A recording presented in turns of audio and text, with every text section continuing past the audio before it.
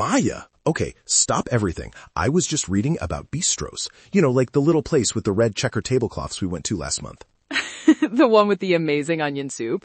Yeah, I remember. What's up? You sound like you just found out they're giving away free croissants for life. I wish, but no. Okay, picture this. It's 1814. Paris is occupied by Russian Cossacks after the Battle of Paris. They're hungry, they're tired, and they burst into these tiny little wine shops. And supposedly, this is the legend anyway, they started screaming, "Bistro! Bistro!" which is Russian for quickly, quickly, because they wanted their drinks right then and there. And that, my friend, is supposedly where the word bistro comes from. Wait, really? The word for a slow, cozy French dinner comes from Russian soldiers shouting at people to hurry up? Right? It's like the ultimate historical irony. Now, okay, full disclosure, linguists are kind of the party poopers here. They say there's no record of the word actually being used until like 60 years later. But the legend is so big that there's actually a plaque at this place called Le Mère Catherine in Montmartre claiming they're the birthplace of the word. I love that. Even if it's a myth, it's a good myth. It makes the whole thing feel, I don't know, more alive.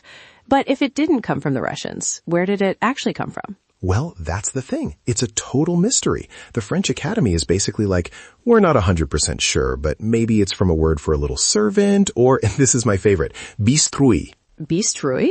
That sounds like something you'd find in a cupboard. What is it? It was slang for cheap liquor, like basically the 19th century version of moonshine. So a bistro was just a place where you'd go to get a quick, cheap drink and maybe some robust food.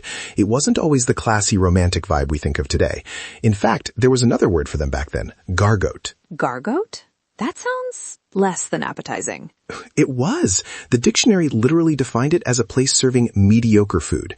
It's like the evolution of a restaurant. It started as a place for cheap booze and meh food, and then it turned into this hallmark of French culture. It's funny how that happens. Like, things that start out as just the local spot become these icons.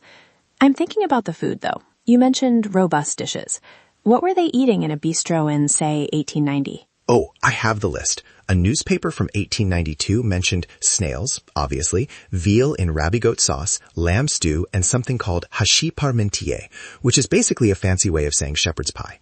It was country food. It's like, imagine if a farmhouse and a city apartment had a baby. That's a bistro.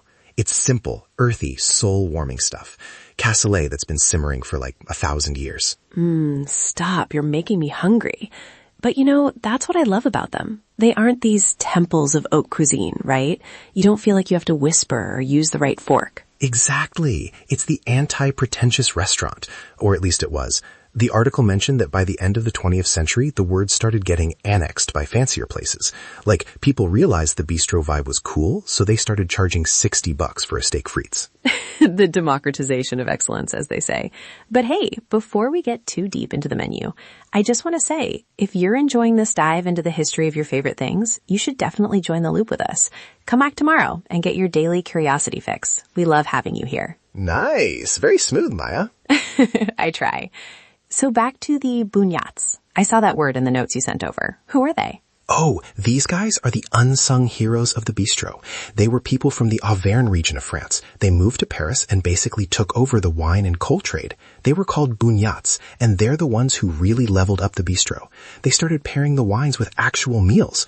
Before them, it was more like, here's some wine, maybe a piece of bread, good luck. They brought the kitchen into the equation. It's amazing how much of what we think of as classic Paris was actually built by people moving in from the countryside and bringing their traditions with them. Totally. It's a total melting pot. And it's why the food is so hearty. It's fuel. It's meant to keep you going. Even today, there's a bistro in Paris called Les Benoît that has a Michelin star. A Michelin star for a bistro. It's like the simple country kid grew up and won an Oscar. I love that. It's like the bistro is the best friend of the restaurant world. It's reliable, it's warm, and it doesn't care if you've had a long day. That is the perfect analogy. It's a social battery charger. I think that's why painters and writers were always obsessed with them. It's where life happens. Well, I think I need to go find some cassoulet now. Or at least some really good bread. I'm right there with you. Thanks for bringing this today, Leo. It's nice to remember that even the most fancy-sounding things usually have these really humble human beginnings. Stay curious, Maya. Always. See you again tomorrow, everyone. Stay curious.